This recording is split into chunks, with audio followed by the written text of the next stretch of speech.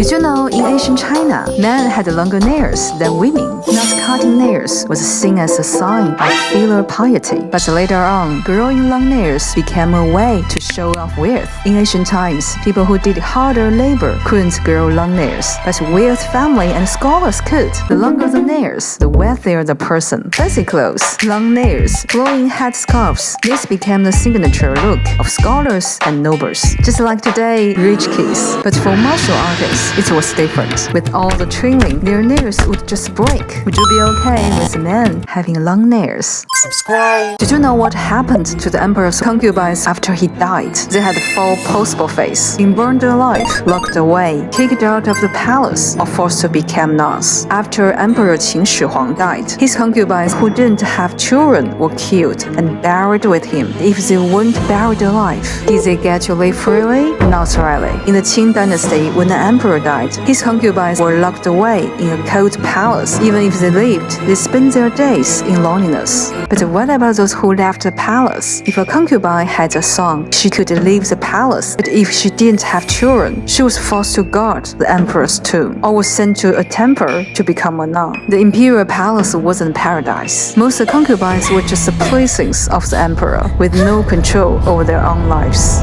Did you think ancient Chinese men all had long, flowing hair? Actually, their hairstyles were strictly regulated. During the Tang and Song dynasties, men wore a headpiece called futou. This design was actually to stop officials from whispering. Shaved heads with long braids became popular. I really don't like the style. Where's the beauty in that? Then, in the Ming dynasty, braids disappeared, and men started using a hair mat to keep their hair in place. But in the Qing dynasty, hairstyles became a political issue. Han Chinese men were forced to shave their heads. There was even a saying, keep your hair, lose your hat. Keep your hat, lose your hair. Since hair was so important back then, imagine how frustrating it must have been for people who were balding. Did you know how tall people in ancient China really were? They say Xiang Yu was around 1.85 meters. Yu Bu was just over 2 meters. Hong Fuzi around 1.96 meters. What about modern Chinese people? The average male height is 175.7, and for females, 163.5. That's not much taller than 2,000 years ago. It's because the stats include older generations. And what about the terracotta warriors? Without the base, most of them are 170 to 181 centimeters tall. They were elite soldiers, so you don't represent the average person. You are 1.7 meters tall. Congratulations, you'd be a giant in ancient China. Subscribe. This is a Chinese steam bun. I love it. But did you know that steam buns were originally used as a substitute for human head sacrifice? This soft little thing has such a dark history. In ancient China, people used real human heads to worship their ancestors. But as civilization progressed, they started using head-shaped food instead. And that's how steam buns were born. During the Taiping Rebellion, soldiers stocked up on Xiaolong steam buns before attacking Nanjing. Because they were delicious and easy to carry, the soldiers charged in, took the city, and the steam buns became the unsung heroes of battle. Good job, steam bun. Originally, steam buns had a meat filling, but today in China, if it has filling, it's a baozi. A lot of people can't tell the difference. It's okay, we count together. Subscribe. Hotpot is my favorite, but did you know ancient Chinese loved hotpot too? They even climbed onto rooftops and cooked hotpot using chimneys. So what did ancient hotpot look like? Back in the pre-Qing period, hotpot was called huoding. By the Han dynasty, they invented the 9 great hotpots, kind of like today's Chongqing hotpot. In the Song dynasty, people started dipping meat into the broth, but not beef or lamb. They ate rabbit hotpots. But who really made hotpot popular? The emperor. Emperor Qianlong was obsessed with hotpot. As a banquet for 1,000 elders, hotpot was a star dish. You can actually make hotpot at home too. Just grab a pot, add some water, throw in your favorite ingredients, and mix up a dipping sauce. Boom! Hotpot every day. Subscribe. This is a lychee, one of China's 4 great beauties. Guifei was obsessed with it. But why? She ate them for beauty. lychee are packed with sugar, making the body plump and full. And in the Tang Dynasty, plump was a beauty standard. Lychee also brightened skin, basically an Asian beauty superfood. But here's a problem. Eating too many causes excessive heat, even nosebleeds. But young Guifei had a solution. She would hold the lychee in her mouth to cool her lungs. But his obsession with her affected politics. The emperor was forced to order her death. She was only 13-8. If they weren't emperor and concubine, maybe they could have had a perfect love story. Subscribe. Did you know how hard it was to get a divorce in ancient China? Harder than you're thinking. One day, the famous philosopher Mengzi came home and saw his wife sitting on the floor. He thought her sitting posture was improper, so he wanted a divorce. Are you serious? But wait, divorce wasn't that simple. There were 3 ways to get a divorce. First step.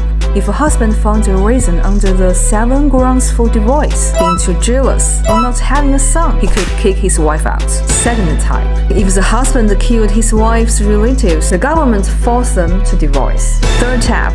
If both agreed, they could peacefully separate. But by the late Song Dynasty, things changed. Women's status declined and divorce became harder. Did you know how long a moment really is? The answer is 1.36 seconds. But in ancient China, without phones or clocks, how did the people tell time? They listened. During the day, they run bears. At night, they beat drums. The Tang Dynasty had strict curfews. Once the evening drum sounded, no one was allowed outside. Otherwise, you could be beaten to death on the spot. But Song Dynasty was different. Song people were night owls, and cities never slept. Ancient Chinese also used sundials and water clocks. And the simplest method, burning incense. Sometimes units even come from this. One snap of the fingers equals 7.2 seconds. And hitting subscribe, 0.2 seconds. Go on, try it! Ancient Chinese beauty products were seriously dangerous. In ancient China, foundation was made from rice. But it had one big problem. It easily fell off. So they switched to lead powder. But lead is a heavy metal and it's toxic. It turned the skin yellow and even caused lead poisoning. And it wasn't just a foundation. Blush and lipstick were made from cinnabar, a mineral that contains mercury. They mix cinnabar with animal fats, basically creating an early version of lipstick. During the Han Dynasty, rouge became popular. It gave the face a rosy glow. But did you know how ancient Chinese did their eyebrows? They used a black mineral called dye. But before dye existed, women used the burnt willow branches. Ancient Chinese would seriously put anything on their faces for beauty. Did you know how ancient Chinese emperors chose their wives? It was straight and ridiculous. The whole process had 4 steps. Let's get started. Step 1. Initial selection. Age from 13 to 16. Must have elegant looks. Family background also mattered. If you were too poor or from a low-status family, you were out. Step 2. Secondary selection. Body proportions had to be perfect. Teeth must be straight. Skin had to be smooth. Even voice and body odor were tested. If your hands or feet didn't match the palace beauty standards, you were out too. My feet are size 37. I'm out. Step 3. Physical examination. Not a virgin? Out. Got a scars? Out. Have a genetic condition? Out. This feels more like picking out products. Final step. Emperor's personal selection. After all the rounds, 3 women were chosen for final interview with the emperor. The one he liked the most became the empress. Sounds glamorous, but in reality, it was cruel and sad. Actually, in ancient China, women were already obsessed with nail art, but their nail routine was way more complicated than ours today. The first step, growing long nails, because only noble women who didn't need to labor could grow long nails. But how did they do nail art? Using balsam flowers, crush and mix them with air and rub their nails. But long nails break easily. That's why noble women wore nail guards decorated with gold and jewelry to show off their status. And here's the cool part. These nail guards weren't just accessory. Some had sharp tips, perfect for scratching an attacker. Now that's a secret weapon from ancient China. Did you know how many wives an ancient emperor could have?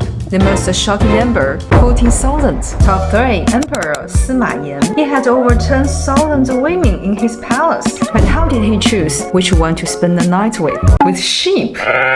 Wherever the sheep stopped, that's where he stayed. But the concubines were smart. They placed salted leaves outside their doors, and since sheep love salty food, the emperor stayed the night. Top 2, Emperor Liu Che. His palace had almost 20,000 concubines in different ranks, but he wasn't just a playboy, he still managed to rule the country. He lived till 17 years old and once said, I can go 3 days without food, but not a single day without women. juggling both women and ruling the country. Top 1, Emperor Li Longji. His palace had over 14,000 women. What does that mean? At that time, China had 15 million people, so 1 in every 1,000 was his woman. And in his later years, he became obsessed with pleasure. Yet, he still lived to 77 years old. 14,000 women, and he made it to 77? That's stamina. Even people today can't compete. Did you know in ancient China, eating beef could get you sentenced to death? Back then, killing a cow was as serious as killing a person. In the Han Dynasty, it was a death sentence. In the Tang Dynasty, you'd go to jail. So why were heroes eating beef? They might have eaten cows that died naturally or from illness, or bought it from hidden illegal restaurants. Eating beef was a symbol of rebellion. In reality, people secretly ate beef all the time. The Song Dynasty even introduced the beef tax to profit from it. But when agriculture suffered, the policy was scrapped, and beef eating went back to being banned, but still happening. So in ancient China, bragging wasn't a big deal, but eating beef, now that was bold.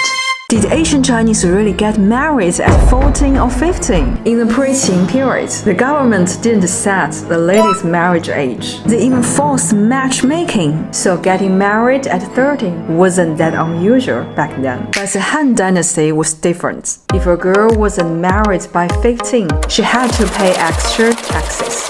By the Tang Dynasty, things were more relaxed. 14 to 15 years old was most common. By the Song Dynasty, people married even later. Many were still single in their 20s because they were studying for exams. But wait, were the Qing emperors having kids as teenagers? That's because the royal family followed manchu traditions. So marriage age kept changing over time. When did you want to get married? Subscribe. I'm crazy about sweets, especially when I'm in a bad mood. But what did ancient Chinese eat when they wanted something sweet? Actually, in ancient China, there was no refined sugar. The earliest sweetener was malt sugar, but only nobles could afford this. Regular folks, they could only get a taste during special occasions like New Year's. During the Tang Dynasty, China sent envoys to India to learn sugar-making techniques. Later, they refined white sugar. It was even exported to Europe, and the British love it. Queen Elizabeth I was so obsessed with sugar. She ate her teeth black. Too much sugar is risky. I definitely don't want my teeth turning black. Did you know the first eating utensils used by Chinese people weren't chopsticks, but knives and forks? And they were used 1,000 years before chopsticks. Actually, the earliest knife was called a bi, and could even be used as a spoon. Then, during the Shang and Zhou dynasties, chopsticks appeared. But at first, only nobles could use them, since their food was already cut into small pieces. But wait, why did they disappear? Because knives and forks were too sharp and not elegant enough. Chopsticks actually fit better with China's farming culture. Rice, noodles, vegetables, they're just easier to pick up with chopsticks. So how did forks become popular? We're blaming on spaghetti. Dear Italian, forgive me. Since pasta is too slippery to grab with hands, people started using forks. But I don't care. They are all good utensils. Subscribe. Did you know that China had instant noodles in ancient times? 14,000 years ago, ancient China had a fast food called qi-zi-mian. First, they steam and dry the noodles. When ready to eat, just boil them in water. Even the army rely on it. During the Tang Dynasty, the government even set up a special agency to mass produce for soldiers. By the Song Dynasty, it went from the battlefield to everyday kitchens with more and more varieties. Unlike modern instant noodles with fried noodle cakes and seasoning packs. But Asian people had already figured out how to store and cook noodles quickly. So instant noodles aren't modern at all.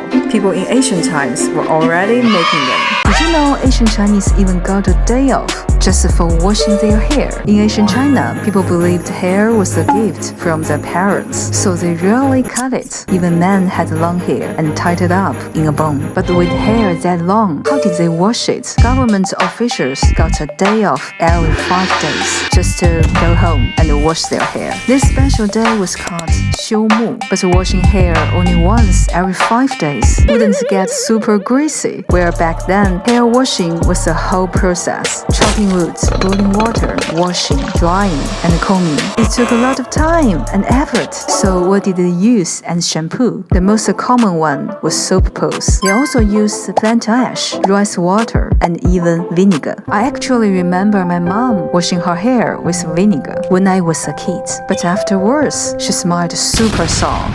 Did you know what sports Asian Chinese love the most? Some of them could even change your fate. Asian football, also known as 蹴鞠. If you played well, you could actually become an official. That's exactly what happened to Gao Qiu. His insane football skills got him noticed by the emperor and bold promotion. After playing football for over 2,000 years. But now, Chinese football, forget it. Did you know Kongzi wasn't just a great philosopher, he was also an archery master. The Zhou dynasty even had special schools for archery, turning it into a high-level social skill. But if we are talking about the most iconic Chinese sports, it has to be martial arts. It wasn't just for training the body, it was actually the beginning of Chinese Kung Fu.